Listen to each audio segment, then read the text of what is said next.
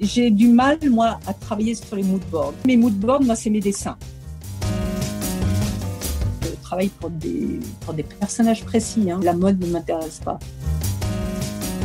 Et au final, il faut que le public comprenne très vite ce qu'on a voulu faire et qu'il, à la limite, qu'il l'oublie. Bernadette Villard a créé les costumes de plus de 40 pièces de théâtre, habillant les personnages de Sacha Guitry, Marguerite Duras, Samuel Beckett, Simone de Beauvoir, Leila Slimani et Annie Ernaux sur les planches. Côté cinéma, son nom est notamment associé à 2 films historiques cultes, Valmont et Germinal. Lauréate d'un Molière du meilleur costume pour Célimène et le Cardinal en 1992 et d'un César pour Germinal en 1994, elle est faite chevalier des arts et des lettres en 2003. Parallèlement à ses nombreuses créations de costumes, Bernadette Villard est également artiste peintre sous le nom de Léa Lieber. Bernadette, je suis ravie de t'accueillir pour le 11e épisode de Profession costumière, le dernier avant les vacances d'été. Bienvenue. Merci beaucoup Céleste, bonjour. Et merci de me recevoir sur ton podcast. Je suis très flattée. Merci beaucoup Bernadette et moi vraiment ravie de te recevoir aujourd'hui. Je te propose de commencer par des questions sur ta carrière et de commencer par le commencement en te demandant comment tu es devenue créatrice de costumes pour le théâtre et le cinéma. Ça date d'il y a très longtemps puisque j'ai toujours voulu faire ce métier, disons depuis que j'ai l'âge de 8-10 ans. D'accord. J'étais très habile de mes mains. Je cousais beaucoup pour mes poupées et mes chats, d'ailleurs. Je leur faisais des robes. Tout d'un coup, j'avais très peu je vivais dans un monde où il y avait très peu accès à la culture, à part les livres. Et quand je me suis aperçue que le cinéma, le théâtre, tout ça existait, ça a été évident. Et donc, de fil en aiguille, c'est le cas de le dire, j'ai suivi des études beaucoup de coupes et coutures féminines et masculines, mais qui m'ont menée à l'école de la rue Blanche à Paris, qui est l'ENSAT, l'école nationale des arts et techniques du théâtre, où j'ai, je dois dire, passé 2 des plus belles années de ma vie. Ça a été absolument magique. Là, tout d'un coup, je me suis plongée dans un monde où on apprenait l'histoire du théâtre, l'histoire du cinéma, l'histoire du costume, leur coupe, leur élaboration, l'histoire de l'art. Tout d'un coup, j'avais tout. J'allais au cinéma tout le temps, je rattrapais tout le temps perdu. Enfin, perdu ou pas, mais je rattrapais mon inculture sur beaucoup de choses. Et c'est vrai que mon avidité était sans fin. Voilà. Et en sortant, donc je continue un petit peu mon parcours, en sortant de la rue Blanche, je suis partie 1 an travailler avec Georges Labaudan au Centre dramatique national des Alpes, qu'il dirigeait à ce moment-là. Et là, c'était super parce que j'ai pu suivre la création des costumes. Tout se faisait dans le Centre dramatique. C'était une genre maison de la culture, quoi. On faisait la création, la fabrication, l'habillage, et ensuite je suis partie en tournée avec toute la troupe. Donc j'ai appris énormément. Ah oui, c'est formidable. Tu as vu toute la chaîne, toute la vie d'une pièce. Toute la chaîne, oui. Et donc ça m'a beaucoup servi. Bon, après, je voulais revenir à Paris. Donc, je suis rentrée dans une maison qui s'appelait Les Costumes de Paris, qui n'existe plus, mais qui était un endroit absolument magique. C'était dans le 9e, dans le quartier des théâtres, le quartier des costumiers. Il y avait une énergie démente. Ça, c'était grâce à Gladys de Segonzac, qui est décédée maintenant, mais qui était une femme extraordinaire, qui avait monté ce stock de costumes. Et donc, elle louait pour le cinéma, beaucoup pour le cinéma. Et aussi, à ce moment-là, il y avait beaucoup de fêtes costumées de particuliers. Donc, on avait des comtesses, des machins et tout qui venaient. Mais il y avait une émulation constante avec des gens qui travaillaient très drôles. Mais il n'y avait pas d'atelier. Donc, moi, je suis rentrée là parce que la fille de Gladys, qui est Sylvie de Segonzac, qui est devenue une amie ensuite, créatrice de costumes, m'a demandé de monter l'atelier de création et de fabrication. D'accord. Parce qu'ils avaient un énorme stock de costumes magnifiques, mais ils n'avaient pas la possibilité de fabriquer pour les premiers rôles, parce que c'est ce qui se passait, c'est ce qui se passe en général sur les films. On ne fabrique pas pour les figurants, mais voilà. Et dans cet endroit où je suis restée, je pense 5 ou 6 ans, j'ai rencontré un nombre de créateurs et créatrices de costumes incalculable. Donc moi, j'ai pu voir les différentes façons de faire et j'ai appris énormément, Ah oui, énormément. c'est une expérience formidable. Et oui, et c'est là que j'ai rencontré Caroline de Vives très vite, Sylvie Gautrelet aussi. Caroline, on a travaillé ensemble beaucoup. Moi, je lui fabriquais les costumes. Je me souviens au début, c'était sur les films de Gérard Mordillat. Oui. Et ensuite, avec Patrice Chéreau aussi, à Nanterre. Donc, c'est vraiment là que je l'ai rencontrée. Et puis, on a travaillé beaucoup ensemble après. Sylvie Gautrelet aussi. Elle travaillait beaucoup pour les pubs, mais aussi, je pense que je l'ai rencontrée autour de Ciao Pantin. Elle venait de faire Ciao Pantin. D'accord. C'était à peu près à ce moment-là.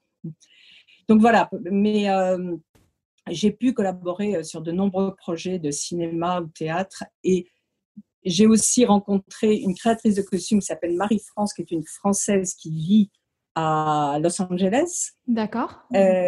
Qui faisait la création des costumes des films de Prince. Donc, il venait de faire Purple Incroyable. Rain. D'accord. Et, et qui venait à Paris parce qu'il tournait le film, bon, qui était vraiment nul, mais bon, Under the Cherry Moon, avec Christine Scott Thomas. Et il tournait à la Victorine à Nice. Et moi, j'ai fabriqué tous les costumes de Christine. Donc, j'allais faire les essayages à Nice. Et il y avait Prince qui était là et qui était aux essayages et tout. C'était génial. C'était vraiment... mais c'est vrai que c'était un endroit où Sylvie de Segonzac me faisait complètement confiance et l'atelier a vachement vite marché, donc les costumières venaient, il y avait voilà, j'ai appris beaucoup au travers de ces années. Et puis à un moment donné, j'ai voulu faire autre chose, quoi, évoluer. Et j'ai commencé un projet c'est Bernard Murat qui m'a confié les costumes d'une pièce d'époque, La double inconstance de Marivaux, avec Daniel Auteuil et Emmanuel Béard. Et ça a été le début, quoi, de mon travail de création. Bon, après, j'ai eu d'autres parcours. Je n'ai pas toujours fait créatrice de costumes, puisqu'après, je suis partie 4 ans à Londres pour ouvrir aussi un autre atelier de costumes. Mais ça, c'était après Germinal, après, voilà. D'accord, oui, donc tu es retournée dans cette activité aussi d'atelier, oui, mais côté Londres. Oui, j'ai jamais laissé tomber complètement parce que moi, souvent, quand je fais une création de costume, je me retrouve toujours à fabriquer quelque chose parce que j'aime bien, parce que j'adore ça et que voilà. Mais et quand je suis partie à Londres, ça c'était 4 ou 5 ans après. Donc ça, c'était chez Angels. Oui. Et là, on m'a aussi donné les clés pour ouvrir l'atelier de fabrication. Donc là, j'ai à nouveau rencontré énormément de gens, mais plus internationaux, parce qu'il y avait beaucoup de créatrices de costumes anglaises, créateurs, et américains, beaucoup. Mais donc là, c'était génial. Moi, j'ai travaillé avec Sandy Powell, avec Jim Adjison, c'est le créateur de Barry Lyndon, Shirley Russell, Margaret Allen, plein de gens extraordinaires. Et c'était donc, plutôt cinéma ou aussi théâtre à Londres ? Plutôt cinéma. Beaucoup de films, des séries aussi pour la BBC. Non, c'était vraiment. C'est vrai que c'est deux moments de ma carrière, les costumes de Paris et Angels, où je coupais beaucoup, mais j'adorais ça. Puis j'avais un atelier de fabrication, donc les gens fabriquaient, il y avait des essayages. Et vous étiez combien dans l'atelier ? Oh, il y avait, je sais pas, 10-12 personnes à peu près à l'année. C'était un gros atelier, hein, parce que Angels à Londres, c'est une énorme... Alors, ça a changé parce que maintenant, c'est un peu plus... Bon, c'est moins bonne qualité.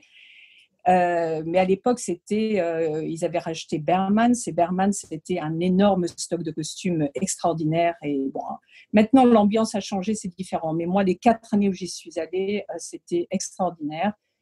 Et puis, je continuais à faire mon travail de création. C'est-à-dire, je venais à Paris parfois et je faisais fabriquer mes créations à l'atelier à Londres. Donc voilà, c'était Oui, tu très arrivais à jongler beaucoup aussi sur d'émulation. des projets Oui, personnels tout en… ouais, oui. Ouais, je travaillais beaucoup. Hein. Oui, Oui, d'avoir j'imagine. un atelier, d'être à la tête d'un atelier, ouais, c'est beaucoup parce que on va finir dans les temps. Et puis là, on était toujours sur 2 ou 3 projets en même temps. Oui, c'est ça, j'allais te poser la question. J'imagine qu'à l'atelier, du coup, vous êtes obligé de gérer en simultané des projets, Oui, plusieurs ouais, projets. oui. Mm. Et d'ailleurs, pour Germinal, par exemple, ça, c'était avant les années à Londres. Germinal, Uranus, moi, j'étais à la tête de l'atelier de fabrication. Et alors Donc voilà. justement, tu parles de Germinal et on a commencé un peu à évoquer Claude Berry, Caroline de Vivez et Sylvie Mhm. Gautrelet. Donc tu as travaillé avec Caroline de Vivez et Sylvie Gautrelet et pour le film Germinal de Claude Berry. Et vous avez remporté toutes les trois le César des meilleurs costumes pour ce film. C'était vraiment un projet cinématographique colossal. J'ai vu que c'était le film le plus cher de l'histoire du cinéma français au moment de sa sortie. Un tournage de 6 mois avec 8000 figurants qui pour la plupart étaient d'anciens mineurs ou fils ou petits-fils de mineurs. Et j'ai lu qu'il y avait plus de 800 costumes qui avaient été créés. Donc, est-ce que tu peux nous parler un peu de cette aventure, déjà nous expliquer comment tu l'as rejointe et puis comment s'est passée cette collaboration en trio et puis au-delà du trio, j'imagine avec une équipe qui devait être encore plus grande pour gérer ces 800 costumes. Oui, alors, moi, c'était un moment où j'avais rejoint. Donc, en fait, il y a eu les costumes de Paris. Après, je suis restée solo un moment. Et ensuite, la société Traunoise, qui était une société de location de costumes à Paris, formidable, m'a demandé aussi d'ouvrir l'atelier de fabrication. Et il se trouve D'accord. en fait que Traunoise a été racheté par Angels après. Donc, Ok. moi, j'étais à Paris et Angels m'a dit viens à Londres parce que on a beaucoup de travail ici. Et du coup, je me suis retrouvée 4 ans à Londres. Mais donc, chez Traunoise, moi, je m'occupais de l'atelier de fabrication. Donc, on avait fait Madame Bovary. Moi, j'avais fait les costumes de l'ours de Jean-Jacques Hano. Oui. Uranus. Alors, Uranus, je ne sais plus si c'est avant ou après Germinal. Bref, je travaillais beaucoup avec Caroline et Sylvie aussi. Et donc, en fait, j'étais à la fabrication des costumes au départ. Je ne savais pas que c'était le plus gros budget du cinéma français. Et je ne me souvenais plus qu'il y avait autant de figurants, mais il y en avait, oui. Et la fabrication des costumes, donc moi, je gérais tout. On était rue des Petites Écuries, dans un atelier formidable, très lumineux, au-dessus du New Morning. Donc, c'était Ah oui, je vois vraiment… très bien. voilà. Et c'était… Il y avait une bonne ambiance, très bonne ambiance. Je donnais de la sous-traitance. Il y avait une femme qui nous avait fabriqué énormément de robes 1880 et pour les femmes et les figurantes. Et je me souviens qu'on avait fait appel à la société de tissus Soleil Ado, et je ne sais même pas si ça existe encore, qui est une société du sud de la France, et avec des petits imprimés qui étaient formidables pour toutes les robes de femmes, les robes 1880. Donc, on avait utilisé beaucoup de ces tissus. Ils n'étaient pas trop chers non plus, même si on avait pas mal de budget. Bon. Oui, c'est ça, il y a tellement de costumes qu'il faut quand même Ouais, avoir un budget non, c'était maîtrisé. énorme. C'était énorme, oui. On devait faire vraiment très attention. Les mineurs aussi. Donc, on a dû faire fabriquer les costumes de mineurs, pardon, dans des matières un peu différentes, tout en blanc. Et ensuite, on les a fait patiner. Donc, ça, c'était D'accord. le travail de patine était énorme sur ce film. On a fait fabriquer des barrettes de mineurs pour pas que ça pèse trop lourd. Et j'ai oublié le nom de la personne qui s'était occupée de ça, mais c'était tellement bien réalisé, c'était incroyable. Donc, on a fait faire toutes les barrettes. Je pense aussi que les Qu'est-ce que chaussures… tu entends par barrette? Ah, les barrettes, pardon, c'est les chapeaux des mineurs. Ah, très bien, d'accord, oui. Et ensuite, on avait tous les rôles. Et dont Renaud, je me souviens exactement quand est-ce qu'on a trouvé le tissu rouge du manteau de Renaud, enfin rouge un peu framboise, Depardieu, Miu Miu qui était enceinte, il fallait faire les prothèses quand elle donne. il y avait beaucoup de travail. Hein. Je me souviens pas de tout dans le détail parce que oui, on va de l'avant tout le temps. Hein. On s'arrête pas sur les projets anciens, mais c'était et Claude Berry venait beaucoup aux essayages. C'était et à un moment sujet qui donné, l'intéressait. oui, et puis voilà, c'était important. Alors pas pour les figurants et tout ça, mais plus pour les rôles avant que le tournage se fasse, parce qu'après pour le cinéma, en fait, on peut continuer à fabriquer pendant le tournage selon le plan de travail. Mais et Claude Berry un jour, c'est lui qui a dit je veux que Bernadette soit au générique avec vous parce qu'elle est totalement impliquée dans le projet et elle est aussi voilà, elle participe à la création autant que vous. Et Caroline et Sylvie ont dit tout de suite oui. Et c'est comme ça que je me suis retrouvée là-dessus. Mais au départ, c'était fabrication. Oui, crédité à la création au départ, c'était Caroline et Sylvie, et tu les as rejointes à juste titre. Très flattée. Ouais. La collaboration s'est très bien passée. Moi, j'ai été beaucoup à Paris pour continuer les fabrications. Et je pense que Caroline et Sylvie étaient plus sur le tournage, où elles faisaient des allers-retours, je ne sais plus. Moi, je suis allée quelques fois sur le tournage, mais c'était surtout faire en sorte que tout continue à Paris. Oui, bien sûr. Pendant le tournage, ouais. Et ça, ce n'était pas une mince affaire. Ouais. Et à l'atelier, vous étiez combien rue des Petites Écuries ? Alors, c'est difficile à dire les ateliers parce qu'au début, on prend des gens et puis petit à petit, on en engage de plus en plus. Ouais, c'est ça. Jusqu'aux livraisons. Hein, donc, c'est... oui, c'est une équipe qui grandit. En fixe, on devait être 6 et puis après c'est exponentiel. Oui.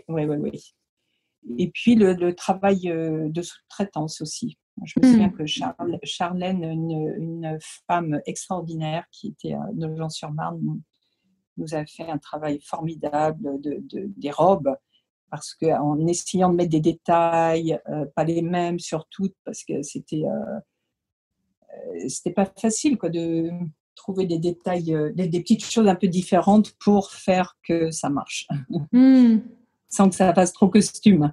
Oui, aussi, c'est ça, c'est toujours le risque. Moi, c'est mon gros souci. c'est que parce que c'est vrai qu'on fait un cheminement pour arriver à un costume, mais au final, il faut que le public comprenne très vite ce qu'on a vu. Hein. C'est pas que ce soit compliqué, il faut qu'il comprenne très vite ce qu'on a voulu faire et qu'il, à la limite, qu'il l'oublie et ou que ça fasse partie de la chose, qu'on ne les remarque pas. Et alors, tu as travaillé donc d'une part pour le théâtre et puis d'autre part pour le cinéma et la télévision. Et du coup, je me demandais si envisager la création de costumes pour la caméra ou la scène changeait radicalement ton approche du projet et du costume. Et puis aussi si tu avais une préférence entre ces deux exercices ou pas. Alors, c'est certain qu'il y a une différence d'approche. Déjà au théâtre. Alors, moi, je me souviens, à un moment donné, pendant mes études, il y avait une personne qui est partie très vite à la retraite, mais qui était un peu de la vieille école et qui disait, au théâtre, on peut se passer des détails, ça ne se voit pas. Et en fait, c'est pas vrai. C'est pas vrai. Moi, je me suis rendu compte qu'il faut aller dans les détails, même si on ne les voit pas, on les sent. Et si on fait une robe, il faut que le jupon, que le corset soit, parce que de toute façon, c'est ça qui donne la silhouette, et il faut que ce soit beau si jamais. Dans le jeu, on le voit un peu. Et tout. Donc, même les ourlets doivent être faits à la main, alors qu'elle avait tendance à dire mais il faut que ce soit plus solide au théâtre, hein, je dirais. Il faut que ce soit plus solide. Oui, parce que le costume est très éprouvé, j'imagine, par toutes les répétitions, les représentations. Oui. Et puis, il y a une chose aussi, par exemple, quand les comédiens commencent à répéter avec les costumes, ils peuvent répéter l'après-midi et le soir. Donc, ils vont faire le même mouvement. Par exemple, un comédien qui s'agenouille fera le même mouvement plein de fois l'après-midi, plein de fois le soir. Donc, le costume va avoir tendance à s'user plus vite au début des répétitions, mais à un moment donné, ça s'arrête. Et puis, de toute façon, après la première, il va pas le porter aussi longtemps, le costume. Donc, c'est tout ça à prendre en compte. Tu comprends ce que... Tout à fait. Mais il y a des techniques alors pour que le costume tienne jusqu'au bout. Sur les tissus. Par exemple, sur la pièce que j'avais faite avec De Sarthe et Dunia Miquel sur Célimène et le Cardinal, Il fallait que ça s'est joué, ou un mari idéal aussi, ça s'est joué, mais je ne sais pas, 450 fois. Et ça, on ne peut pas le savoir au départ. Non. Donc, mais il faut éviter qu'on ait à refaire des costumes. Alors, ça arrive, mais il faut quand même éviter. Donc, c'est le choix des tissus, la fabrication quand même. Ça dépend aussi des comédiens, de la façon dont ils portent les costumes. Moi, je me souviens sur une pièce avec Belmondo. Belmondo avait tendance à perdre des litres d'eau tout le temps, tous les soirs. Donc, c'était Frédéric Lemaître. C'était une pièce d'Éric Emmanuel Schmitt qui avait été créée pour lui, donc il n'avait jamais été joué. Donc, les pièces de Feydeau, Guitry, on sait que ça a déjà été joué. Donc, même les changements rapides ou les choses qui paraissent impossibles sur le texte, on dit ça a déjà été fait, donc on peut le faire. Là, c'était quand même un challenge. En plus, c'était une pièce de 3 heures qui durait 3 heures. Et Belmondo devait avoir, je ne sais pas, 5 ou 6 costumes. Chaque costume, j'ai dû le faire en double, avec la patine, tellement il perdait de l'eau, le fait de jouer. Et donc, le samedi, par exemple, il jouait 2 fois. Donc, on n'avait pas le temps de faire nettoyer le costume. Voilà. Donc, ça dépend. Ça dépend. C'est comme les enfants qui ont tendance à user leur fond de culotte ou d'autres non. Ouais. Il y a des comédiens qui usent moins que d'autres. Oui, il y a aussi cette question logistique, en effet, de pouvoir nettoyer entre chaque représentation, si besoin. Et par exemple, le samedi, il y a souvent 2 représentations. Alors, souvent, d'office, on fait des doubles de chemise pour les habilleuses, pour qu'elles soient beaucoup plus confortables. Mais donc, ça dépend des projets. Moi, j'ai tendance à travailler de la même façon dans la précision au théâtre qu'au cinéma.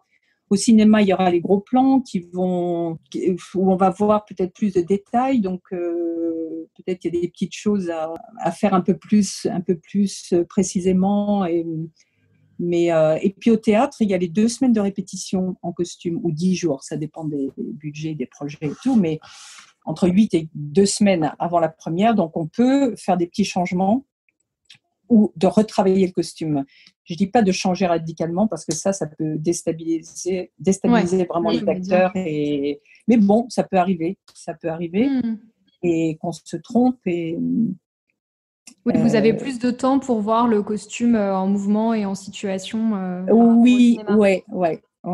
Et puis, depuis peu, j'ai de l'expérience de l'opéra depuis quelque temps. Et là, je travaille sur un projet d'opéra et c'est à nouveau très différent du théâtre et du cinéma forcément, mais du théâtre aussi.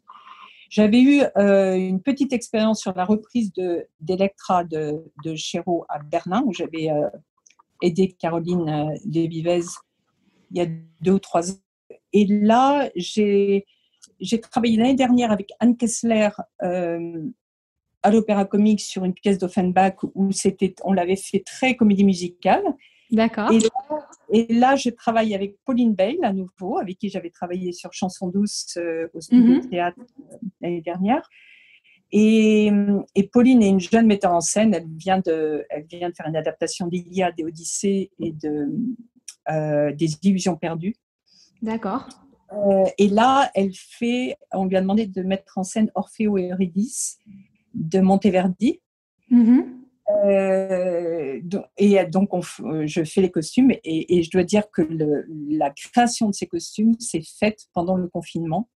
Parce que, oui, ça a été, ça nous a sauvés. Pauline était de son côté, moi du mien.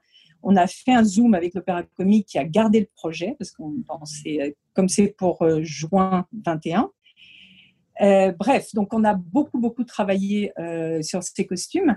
Mais ce que je voulais dire par rapport au théâtre, par exemple, les solistes et les choristes sont très peu disponibles.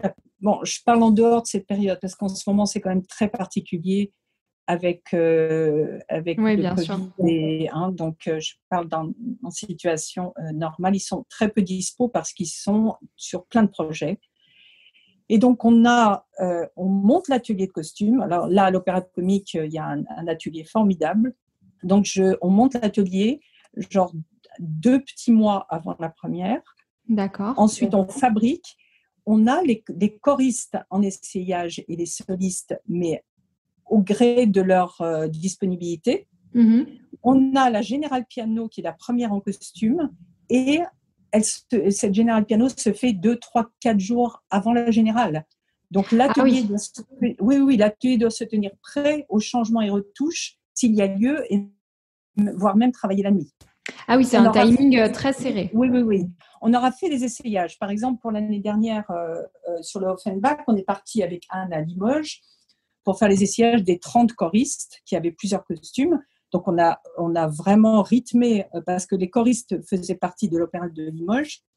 D'accord. Mais ceux qu'on a là, c'est Jordi Savall qui va diriger l'opéra.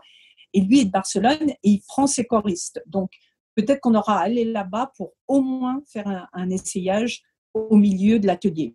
Pour pas que les choristes, parce que souvent on nous envoie des fiches de mesures, mais c'est pas toujours fiable. Oui, j'imagine que ça évolue quand même. Oui, ouais. Et puis on a chacun sa façon de mesurer aussi. Enfin bon. Donc ça c'est différent l'opéra. Mais moi j'adore aussi. Et là avec Pauline c'est un travail mais extraordinaire de création et on essaie de se créer un monde de notre poésie et on travaille beaucoup sur les couleurs. Ouais. Et beaucoup sur les coupes, donc tout ce que j'adore. Et là, pour reparler par exemple, je m'inspire de certains costumes de Moïse de Le Bickel, entre autres son travail avec Patrice Chéreau qu'elle avait fait sur Phèdre, où c'est dans les couleurs des coupes très très simples. Il n'y a aucun, moi je vais même plus loin qu'elle parce qu'il n'y a aucun détail qui peut distraire l'œil. On est directement dans le cœur de l'âme d'Orphée et d'Eurydice sans que le costume puisse nous distraire. Distraire de la musique et de la dramaturgie. C'est très intéressant. Et j'imagine qu'il y a une contrainte aussi physique pour le comédien qui va aussi chanter. Enfin, peut-être que ça rajoute aussi un besoin de mouvement qui est peut-être différent de celui du comédien. Oui, le chanteur, oui, absolument, parce que moi j'ai une contrainte, c'est de ne pas boucher les oreilles et la bouche. Donc je peux pas les masquer. Je peux pas leur mettre des cagoules. Je peux pas. Parce qu'ils ont besoin d'écouter la musique et pour leur chant. Les acteurs au théâtre aussi ont des contraintes pour bouger, donc ça c'est au projet. Enfin, on fait. S'ils doivent faire des pirouettes, c'est vrai que on doit faire attention à tout ça. Ça fait partie de notre travail. Et même au cinéma aussi d'ailleurs. Mais ça, on le voit à la lecture du scénario ou de la pièce. On voit pour les acteurs, pour les chanteurs, c'est un peu différent. On ne doit pas aussi leur coincer trop la gorge. Oui, c'est ça, je me disais même la cage thoracique, le ventre. Oui, non, ça dépend. Mais ça dépend où. Ça dépend où on les serre. Et puis ça dépend aussi des chanteurs. Il y en a qui acceptent plus que d'autres, comme les acteurs d'ailleurs. On doit se plier, mais ça fait partie de notre travail. Et moi, j'adore tous ces échanges, échanges et ces contraintes. Les contraintes peuvent être bien pour la création aussi. Contraintes de budget, contraintes de plein de choses. Et alors, pour le cinéma, tu as créé des costumes d'époque vraiment salués par la profession. Et côté théâtre, les pièces auxquelles tu as contribué aussi entre contemporain et époque. Et du coup, je me demandais qu'est-ce qui te plaît le plus dans le travail sur le costume d'époque et comment tu abordes la création sur un projet contemporain. Est-ce que il y a un exercice que tu préfères par rapport à l'autre ou pas spécialement entre contemporain et époque? Alors, je n'ai pas fait beaucoup de contemporain, j'en ai fait un peu. Bon, par exemple, Chanson douce l'année dernière. J'ai beaucoup aimé parce qu'avec Pauline, c'est toujours pareil, il y a une recherche du caractère très poussé. Moi, je ne suis pas... Alors, par exemple, là, pour l'opéra, on a utilisé à un moment donné toutes nos inspirations. On se partageait un Pinterest avec Pauline. Ouais. Ça a beaucoup aidé. Pour Chanson douce, c'était plus essayer de trouver une silhouette. Moi, j'ai, depuis quelque temps, et entre autres pour l'opéra, pour le théâtre aussi, mais ça sert, j'ai un iPad Pro où je dessine tous les costumes dessus. Donc, je D'accord. dessine la silhouette de chaque comédien ou chanteur et ensuite, je les habille. Et puis après, si j'ai envie de faire les personnages en situation, ça, je le fais plus tard. Mais ça, c'est plus une chose, voilà, c'est à plat, c'est comme ça, c'est ce qu'on verra sur le plateau. Pour Chanson douce, on a travaillé comme ça avec Pauline. C'est-à-dire, je lui ai proposé des choses, j'ai dessiné des choses. J'ai du mal, moi, à travailler sur les mood boards. En tous les cas, mes mood boards, moi, c'est mes dessins. Mais en moderne, j'ai pas fait beaucoup de choses. Mais je pense que de toute façon, au départ, c'est un peu… Alors, sur un film d'époque, on va… déjà, on travaille avec la mise en scène et les acteurs. Moi, j'écoute beaucoup les acteurs sur des choses qu'ils aiment particulièrement, qu'ils n'aiment pas. Moi, je les écoute beaucoup. Puis après, je leur propose des choses. Et donc, sur les films d'époque, on fait aussi des recherches de documentation. Oui. Et on rassemble des choses… par rapport à ça, moi j'aime beaucoup ce moment-là. Sur les films contemporains, moi j'aime pas faire les shoppings, je déteste ça. Donc c'est vrai que moi j'ai aimé Chanson douce parce que c'était pas des gens de la rue, c'était des personnages. Enfin, il fallait bien que les gens se retrouvent dans eux, mais c'était il y en avait peu. Et c'était des personnages précis. Ah oui, si, j'avais fait aussi la demande d'emploi de Michel Binavert à la Comédie Française. Donc là aussi, c'était des personnages modernes et tout. Mais ça, oui, j'ai cherché les silhouettes à proposer, puis après, je fais des boutiques, mais c'est pas ma passion, ça. Bon, et là, sur l'opéra, c'est vraiment de la création. On crée notre propre monde. Donc ça, c'est intéressant. C'est vraiment intéressant. Mais tous les costumes d'époque, j'adore parce que c'est super quoi, d'aller chercher des personnages en documentation et de les réadapter, parce qu'il faut souvent les adapter aussi ou les améliorer par rapport au projet pour les rendre pas trop poussiéreux d'époque. Hein, Oui, que ça fasse pas trop costume, comme tu le disais tout à l'heure. Ouais. Donc voilà, mais c'est vrai que j'aime tous les projets. Moi, je me suis un peu éloignée du cinéma parce que j'ai eu mes enfants assez tard et j'ai pris l'heureuse décision de m'occuper d'eux et de laisser tomber les plateaux parce qu'il fallait que je parte en tournage plusieurs semaines et ça, c'était pas possible. J'ai continué à faire des téléfilms, mais avec une assistante et j'arrivais à préparer beaucoup en amont. Et j'allais sur le tournage 2 ou 3 jours quand un comédien ou une comédienne, c'était son premier jour, qu'il y avait un nouveau costume. Voilà. Donc j'arrivais des temps forts comme ça. Voilà. Mais de partir plusieurs semaines sur le tournage, non, ça c'est… oui, c'est un rythme qui est très particulier. Oui, et donc moi c'est un choix. C'est un choix Bien sûr. que j'ai fait et que je ne regrette absolument pas.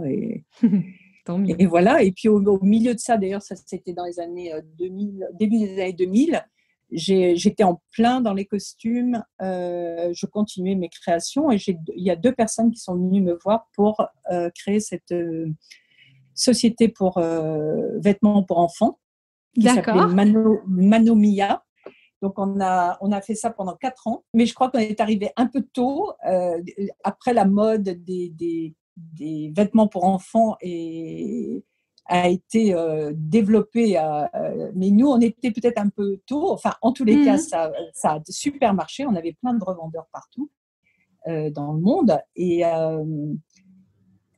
moi, je m'inspirais beaucoup des costumes. C'est-à-dire, on faisait des choses. Par exemple, il y avait une robe, je me souviens, qui était en soie. Donc, j'avais fait appel à une personne qui travaille dans le cinéma pour peindre à la main sur la robe. Et ensuite, j'avais fait des systèmes de plis dans le dos qui étaient le système de montage de plis sous la Renaissance. Ah oui. Donc, j'apportais des choses. Donc, c'était des modèles assez chers. Ça devait être magnifique. Oui, j'imagine, parce que c'est un travail. Mais il y en avait qui achetaient. Hein, Et je me souviens, cette robe, elle était dans une boutique sur Sloane Street à Londres. Seule dans la boutique, c'était super beau. Et donc, on a fait ça. Je m'inspirais beaucoup de coupes d'Égypte, par exemple, d'Iran, d'Asie, Inde, pour des coupes très, très simples. On chinait beaucoup de choses au puce qu'on essayait de réadapter. On faisait des broderies, on faisait des peintures sur tissu. Et puis, donc, ça a duré. On était toutes les trois. Et, moi, je m'occupais beaucoup de la création et je faisais aussi certains prototypes. Ensuite, il y en avait une qui s'occupait de la trésorerie et l'autre de la communication. Et puis, au bout de 4 ans, on a arrêté parce qu'il y en avait une de nous qui attendait son 5e enfant. Moi, j'avais mes jumelles qui avaient 2 ans. Je travaillais trop. Et Caroline qui était enceinte de son premier enfant. Et on a décidé d'un commun accord, enfin, quand même avec un vague à l'âme, d'arrêter. Et j'ai encore tous les protos. D'ailleurs, c'était super. C'était super ce petit projet. Ah oui, c'est une aventure aussi très différente. Oui, et complètement. C'est super d'avoir vécu ça. Oui, et pour acheter les tissus, par exemple, on allait à Première Vision, qui était le salon du tissu 2 fois par an, mais comme c'était des vêtements pour enfants, on avait des contraintes parce qu'on ne pouvait, comme ça ne prenait que très peu de tissu, on ne pouvait pas commander 1000 mètres à chaque fois. Donc, il y avait certains fournisseurs qui ne voulaient pas en dessous de 1000 mètres. Enfin, donc, on avait des contraintes par rapport à ça. Et puis même à un moment donné, parce qu'on faisait tout fabriquer en Italie, en France, on faisait même des petits tricots dans une petite tricoterie en Bretagne. D'accord. L'usine qui fabriquait était à Valenciennes. C'était en petite quantité, donc on y allait, on parlait avec les personnes qui fabriquaient, c'était super. Hein, c'était vraiment, c'était des gens mais incroyables. Et puis voilà, bon, on a dû arrêter. Mais bon, c'est comme ça. C'était un projet et je suis très, très contente. Mais oui, c'est super d'avoir pu le développer. Ouais. Et pour les adultes, ça ne vous avait pas tenté? Vous aviez vraiment... Non, parce que pour les adultes, moi, je travaille pour des personnages précis. Hein, oui. La mode ne m'intéresse pas. Et là, pour les enfants, c'était des modèles presque uniques, quoi. C'est presque unique. Et on avait des commandes et on vendait à New York, Los Angeles, au Liban, je me souviens, à Beyrouth, au Japon. C'était vraiment... mais ça doit être vraiment bien. Plus de création comme ça, partir aux 4 coins du monde. Oui. Donc ça, c'était au milieu des costumes et de la naissance de mes enfants, je dois dire. C'était un peu chargé. Oui, j'imagine. Et alors, autre événement, tu as été nommé Chevalier des Arts et des Lettres en 2003. Ce qui est une très belle distinction. Est-ce que tu peux nous en parler un peu Oui, moi j'ai été très, très étonnée, hein, mais même les prix sont hein, comme le Molière, César et ça, c'est très... j'étais très, très flattée et puis là, ça a été... je ne sais pas trop comment c'est arrivé, ça, mais en tous les cas, on a fait l'événement, Bernard Murat m'a prêté son théâtre, Édouard VII,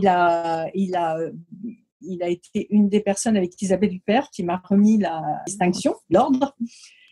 Et c'était une très belle fête. Il y avait des amis, des gens de la profession. Et c'était vraiment super et je suis encore étonnée d'avoir eu ça. Non, mais c'est vrai que c'est une très belle distinction. J'ai essayé de chercher, mais je n'ai pas réussi à voir en fait s'il y avait d'autres personnes dans le costume qui l'avaient reçu. Je ne sais pas. Quel volume ça représentait. C'est assez mystérieux en fait. Donc, mais félicitations en tout cas. J'ai trouvé ça remarquable. Merci. Et on en parlait au tout début de l'interview, mais tu es aussi artiste peintre sous le nom de Léa Lieber. Tu signes des portraits, des paysages magnifiques qu'on peut voir sur ton site internet, notamment lealiber.com. J'ai levé le pied sur les costumes à un moment donné.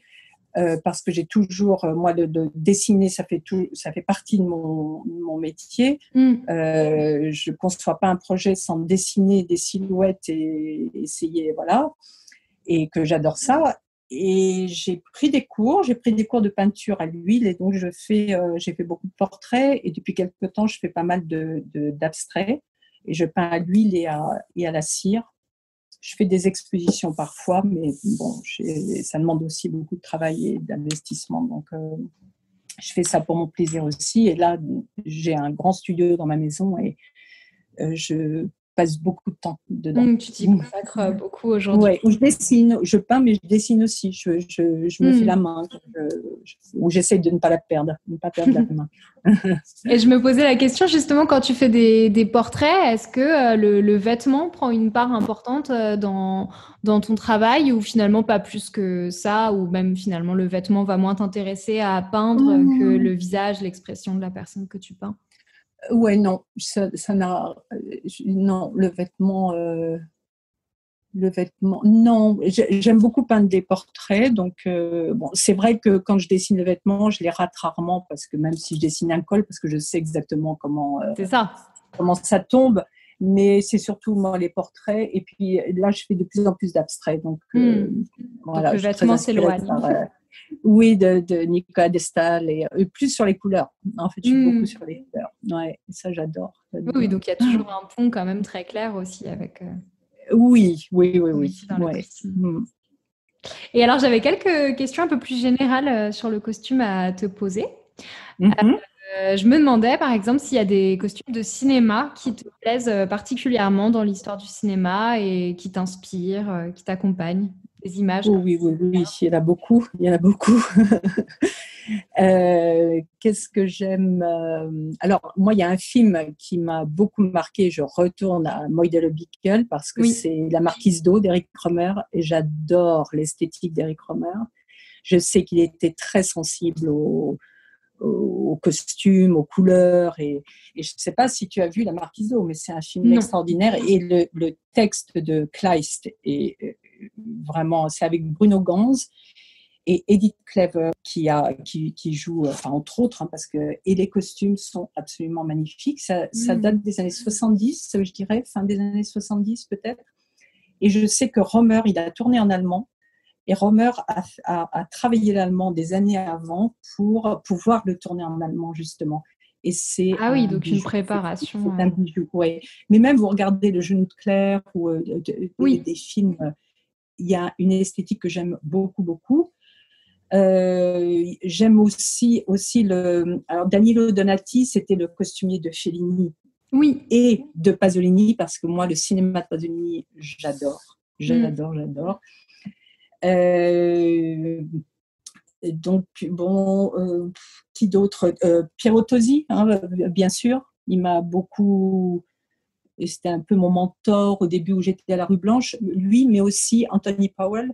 Et un film qui m'a marqué sur les costumes, c'est Tess, que j'adore. De Polanski. Et Anthony Powell, je suis allée voir il y a 2 ou 3 ans, peut-être un peu plus, au Théâtre du Châtelet, My Fair Lady, la comédie musicale. Et donc Anthony Powell, c'est un monsieur âgé maintenant, mais sa palette de couleurs était extraordinaire encore.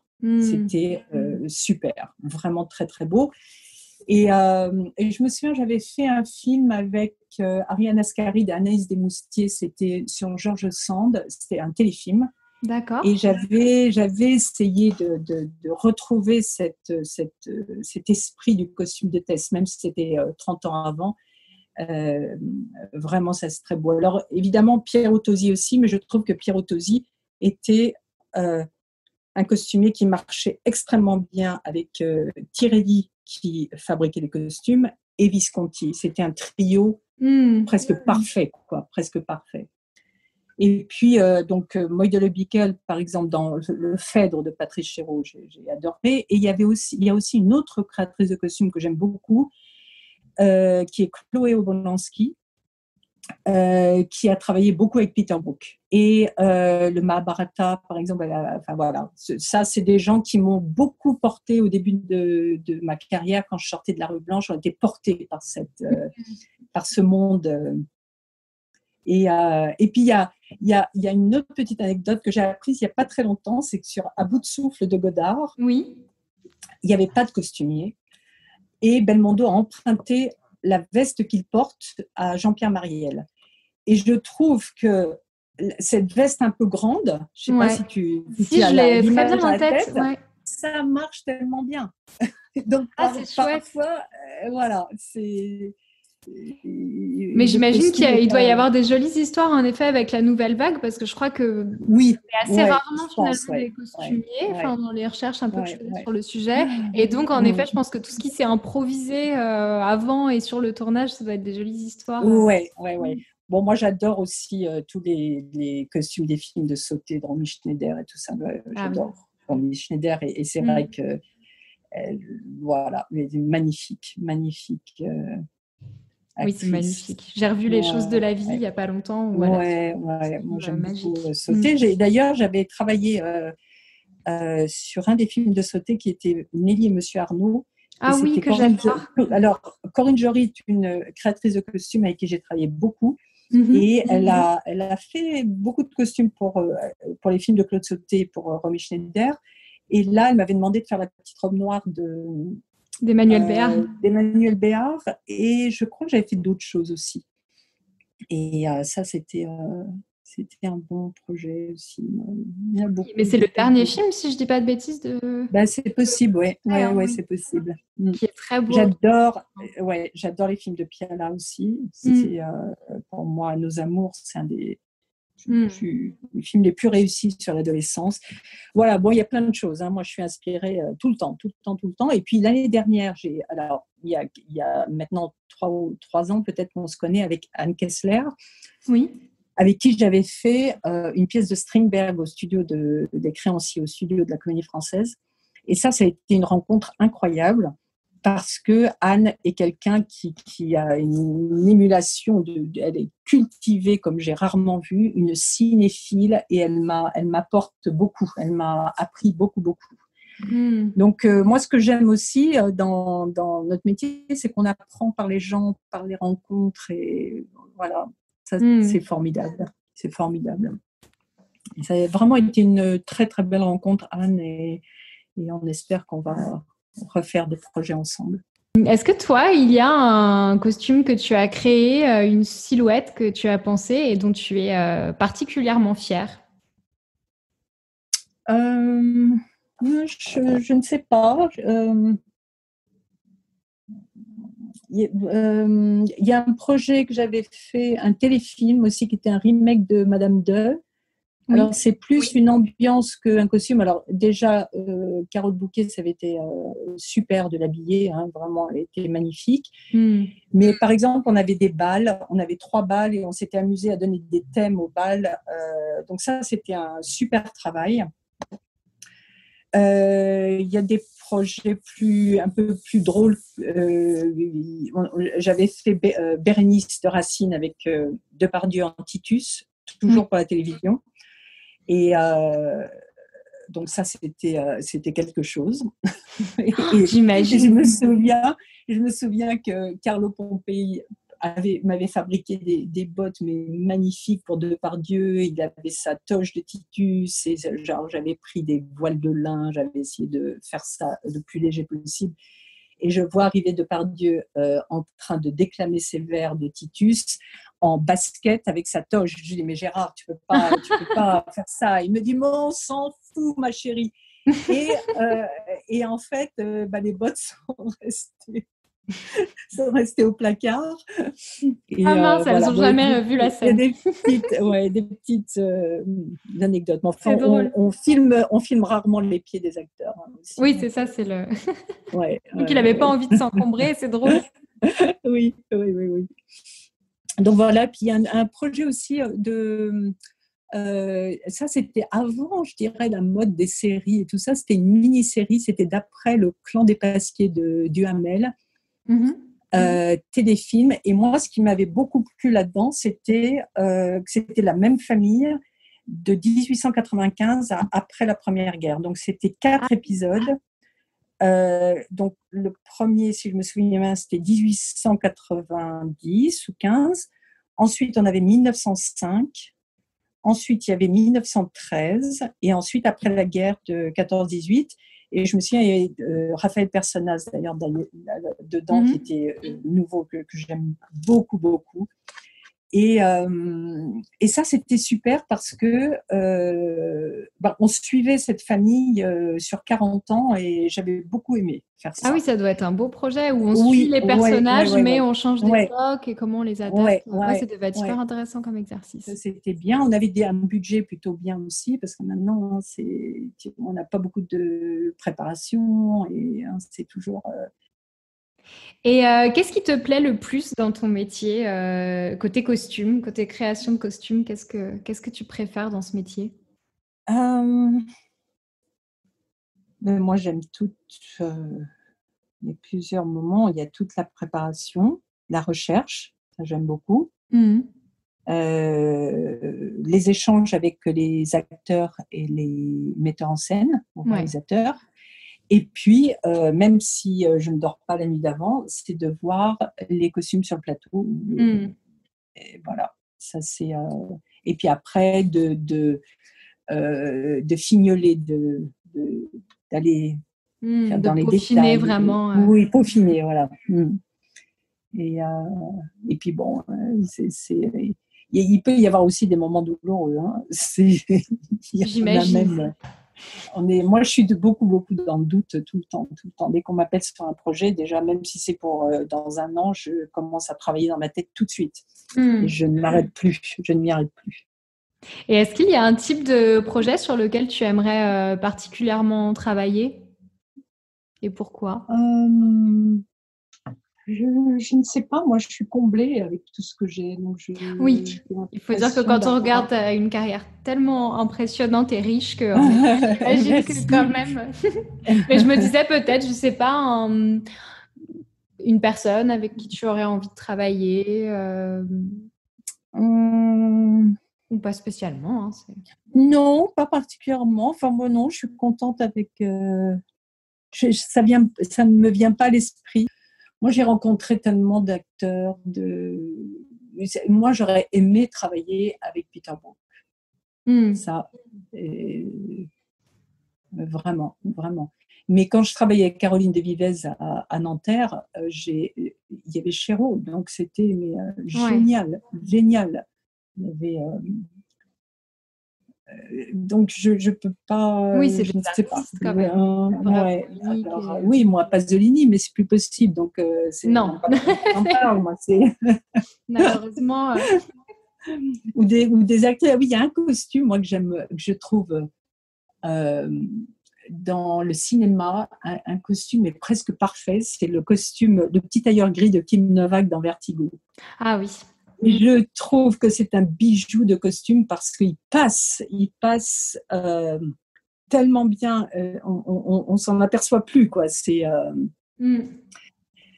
incroyable. Et puis c'est vrai qu'il est vraiment au cœur de l'intrigue aussi. Je trouve ça vraiment intéressant parce que non, mais cette notion de quand il essaie de recréer cette femme, ça passe évidemment beaucoup par le costume. Bon, Edith Head était vraiment quelqu'un de très talentueuse. Moi aussi, j'aime beaucoup les costumes de Vertigo. Maintenant, j'aime beaucoup Sandy Powell. Alors, est-ce que c'est elle qui a fait Shakespeare in Love? Parce que j'avais vachement aimé les costumes de Shakespeare in Love. Moi, j'ai travaillé avec elle sur un film de Neil Jordan qui était Michael Collins avec Liam Neeson. Et j'avais fabriqué tous les costumes pour Julia Roberts quand j'étais chez Angel Salon. Ah, d'accord. 3 heures avec Julia Roberts, qui était super. C'était vraiment une super femme.